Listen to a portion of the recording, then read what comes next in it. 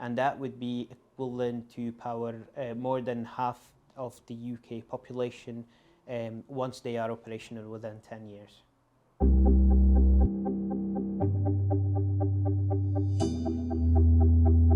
Green hydrogen production is essential for the future of the planet. We are going to look at the part that the Cromarty Firth plays in the production of renewables.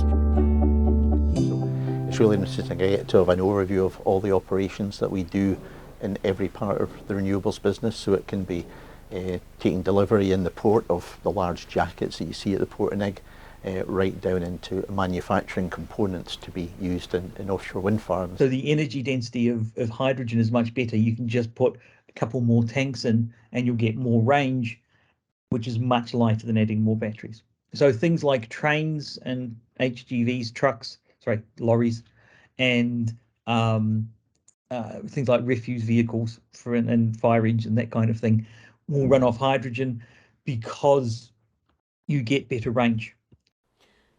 So the ScotWind sites are expected to produce around 29 gigawatts of electricity, and that would be equivalent to power more than half of the UK population once they are operational within 10 years.